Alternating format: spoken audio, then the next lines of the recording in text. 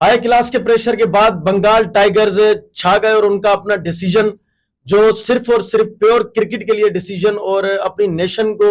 उन्होंने आज बड़ी प्रायोरिटी दे दी और प्राइड मोमेंट होगा बांग्लादेश फैंस के लिए और अराउंड द वर्ल्ड जितने भी ट्रू क्रिकेट फैंस हैं उनके लिए इंक्लूडिंग मी। क्योंकि एज अ क्रिकेट फैन इस चीज का हमें दुख होगा कि अगर बांग्लादेश क्रिकेट टीम हमें T20 वर्ल्ड कप में दिखाई नहीं दे रही तो ये बड़ा अपसेट हमारे लिए होगा। क्योंकि पिछले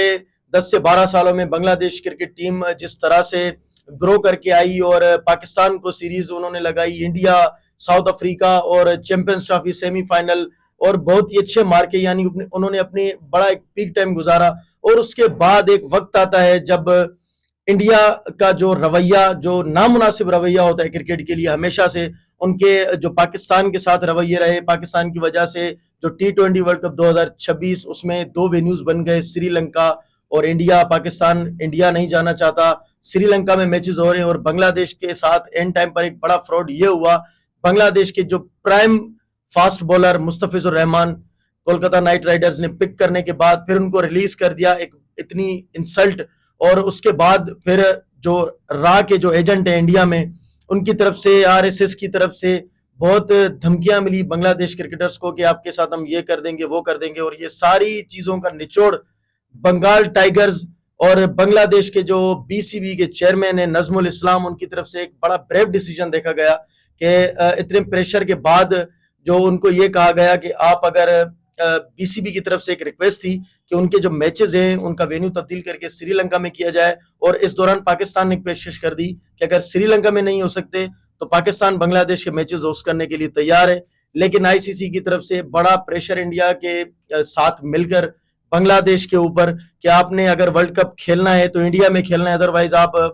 वर्ल्ड कप में पार्टिसिपेट नहीं कर सकते। तो उनको एक डेडलाइन दी गई थी 21 तारीख तक। फिर 21 तारीख को जूम मीटिंग हुई ICC की जिसमें तमाम T20 वर्ल्ड कप के जो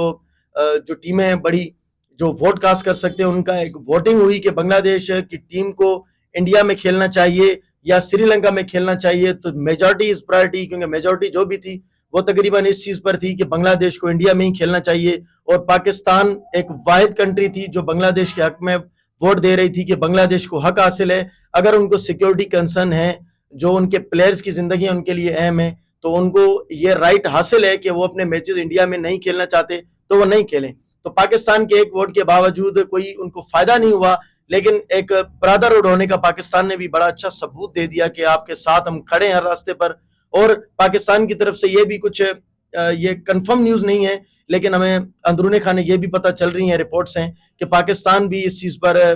गौर कर रहा है कि अगर बांग्लादेश पुल आउट हो जाता है T20 वर्ल्ड कप से सिर्फ इस वजह से कि इंडिया में उनको मैचेस जबरदस्ती करवाने पर उनको प्रेशर दिया जा रहा है और बांग्लादेश नहीं खेलता, इस वजह से अगर बांग्लादेश को बाहर करेंगे तो पाकिस्तान इस चीज की प्लानिंग कर रहा है कि पाकिस्तान भी बाइकआउट कर देगा T20 वर्ल्ड कप 2026। और तमाम इन सब चीजों में एक ब्रेव क्रिकेट की जीत आज हुई, जो जो मनी के सामने भी मनी प्रायोरिटी हमेशा से होती है, पैसे के दम पर